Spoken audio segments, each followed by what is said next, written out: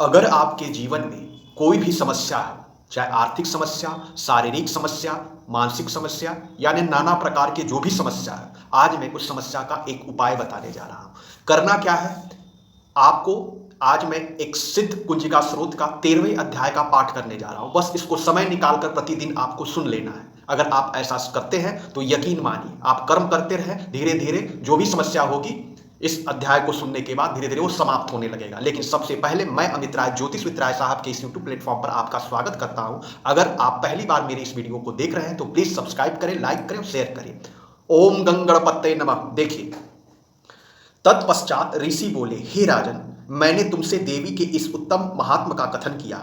इस सृष्टि की धार यात्री देवी की ऐसी ही महिमा है। उन्हीं के द्वारा ज्ञान का विकास होता है। भगवान विष्णु की माया शक्ति स्वरूपा उन भगवती के द्वारा ही तुम ये वैश्य और अन्य विवेकहीन प्राणी मोहाविष्ट होते हैं। इस समय भी मोहग्रस्त है और इसी तरह भविष्य में भी होते रहेंगे। हे महाराज, उन्हीं परमेश्वरी के तुम शरणापात्र हो। अपने उपासकों को वे भोग स्वर्ग अर्थात अंत में मोक्ष लाभ प्राप्त कराती है। तब मार्कंडे मुनि ने कहा, उत्तम व्रतधारी महाभाग महर्षि मेघातिथि से ऐसी बात सुनकर राजा सुरत ने उन्हें प्रणाम किया। राजभ्रष्ट होने के कारण वे अत्यंत क्षुब्ध एवं मोहासक्त हो गए थे। महामुने, इसके बाद राजा सुरत और वैश्य उसी क्षण विरक्त होकर तत्पश्चात के लिए वन में चले गए। वहां जाकर वे जगदम्बा के दशनाथ नदी के तट पर तपस्या में लीन हो गए। हे वैश्य, देवी सूक्त का उत्तम जप करता हुआ तपस्या में रत हुआ। वे दोनों ही साधक नदी के तीर पर देवी की मूर्ति स्थापित कर उनकी पुष्प धूप और होमादि कर्म के द्वारा उपासना में लग गए। सबसे पहले उन दोनों ने अपने आहार को स्व अल्प कर दिया। तदंतर उपवास करके एकाकित से देवी का ध्यान करने लगे। वे दोनों अनवरत 3 वर्षों तक संयमपूर्व अपने शरीर के रक्त सिंचित बलि को निवेदित करते हुए आराधना में तल्लीन रहे।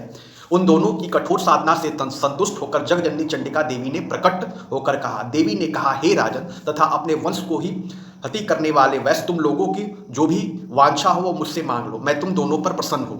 अतः तुम्हारे लिए मेरे पास कुछ भी अदेय नहीं है। तब मार्कंडे मुनि ने कहा, राजा ने देवी की बात सुनकर पुनर्जन्म की अखंड राज्य सुख भोग करने का वर तथा वर्तमान जन्म में भी शत्रु के सैनिक समूह को परास्त करके पुनः राज हस्तगत करने का वरदान प्राप्त किया। वैश्य बहुत ही बुद्धिमान व्यक्ति था। उसका चित्त संसारिक कर्मों से विरक्त हो चुका था। इसलिए उस वैश्य ने देवी में ममता रहित एवं अज्ञान विनाशक ज्ञान की प्राप्ति का वरदान मांग लिया।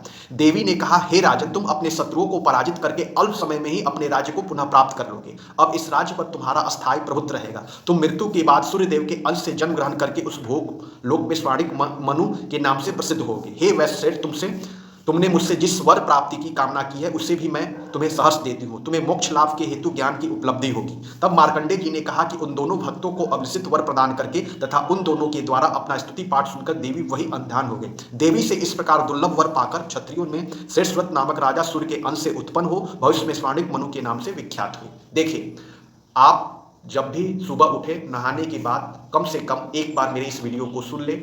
अगर आप ऐसा करते हैं तो आप जीवन से संबंधित जो भी समस्या आप कर्म करते रहे, मात्र कुछ समय निकालकर मेरे इस 13वें अध्याय को सुन लें तो आपके जीवन की जो भी समस्या होगी वो धीरे धीरे समाप्त होती चली जाएगी। तो है ना कमाल का सूत्र। इतने देर तक आप हमारे इस चैनल पर बने रहे उसके लिए बहुत बहुत धन्यवाद।